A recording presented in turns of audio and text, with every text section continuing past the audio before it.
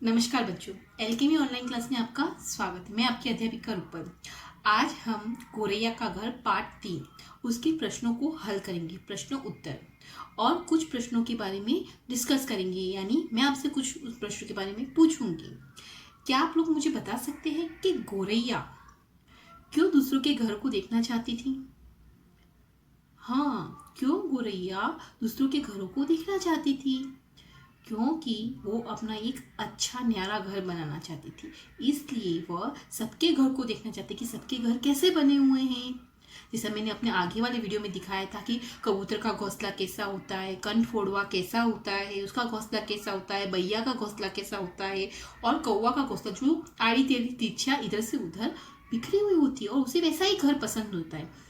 तो गोरैया ने सबका घर देखकर फिर ये निष्कर्ष निकाला कि उसका ही घर सबसे अच्छा है। तो आज हम कुछ ऐसे भी प्रश्नों के बारे में जानेंगे और उनके बारे में देखेंगे, और उन प्रश्नों को हम सीखेंगे। और इन सारे प्रश्नों को आपको अपनी अभ्यास पुस्तिका में लिखना है और याद करना है।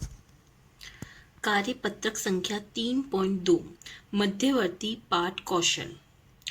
प्रश्न 1, निम्नलिखित प्रश्नों के उत्तर लिखो।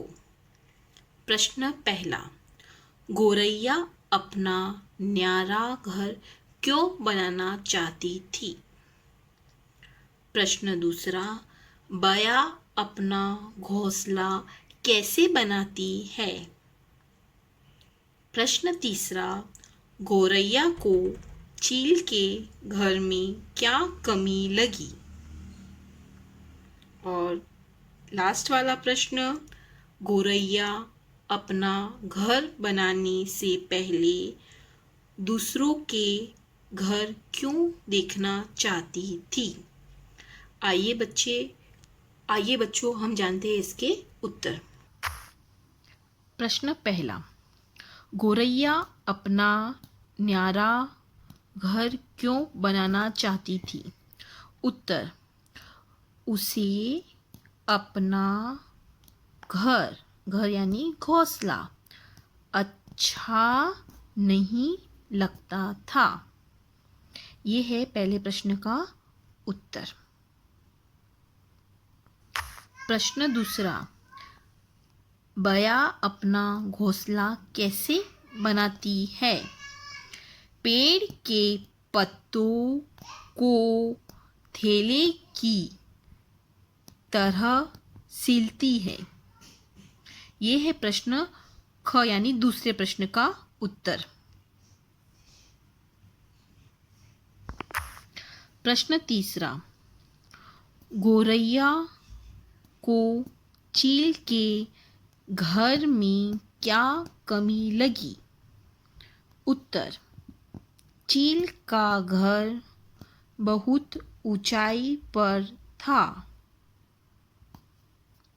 ऊंचाई से बच्चे गिर जाते हैं। यह है प्रश्न तीसरे का उत्तर। प्रश्न चौथा, गोरैया अपना घर बनाने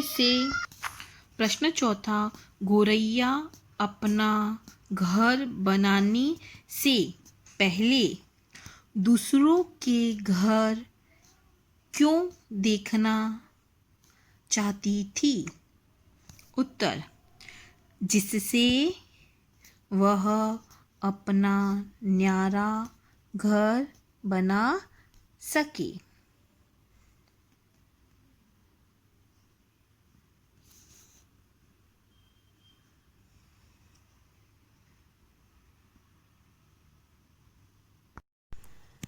कार्यपत्रक संख्या 3.3 अग्रवर्ती पाठ कौशल। प्रश्न पहला, सोचकर उत्तर लिखो। क्या नन्ही गोरैया को किसी का घर पसंद आया? क्यों और क्यों नहीं?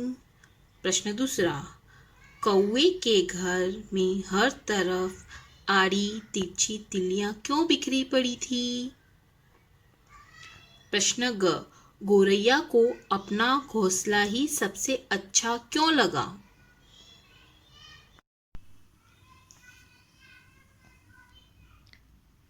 क्यों क्या नन्ही गौरैया को किसी का घर पसंद आया? क्यों क्यों नहीं?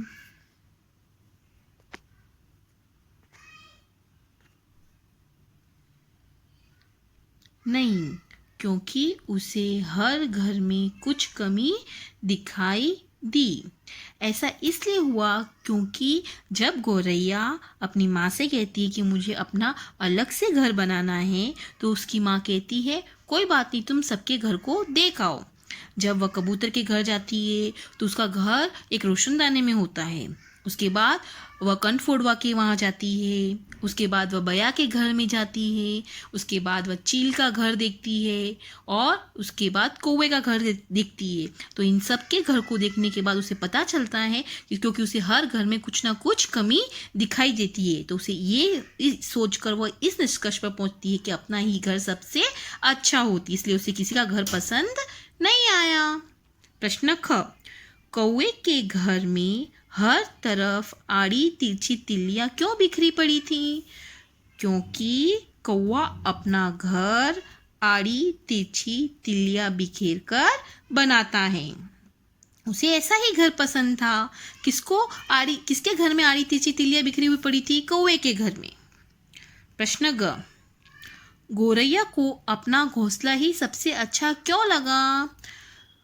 गौरैया को अपना घोंसला इसलिए अच्छा लगा कि जब उसने देखा कि सबके घर में कुछ ना कुछ कमी है, सबके घर अलग तरह के हैं, किसी का घर मुश्किल है, किसी का घर ऊंचाई पर है, कोई अपना घर रोशनदाने में बनाता है, तो उसने निष्कर्ष निकाला, उसने सोचा और देखकर वह इस नतीजे पे पहुंची कि अपना ही घर सबसे अच्छा होता है। तो गौरैया को समझ में आ गया कि अपना ही घर सबसे अच्छा होता है।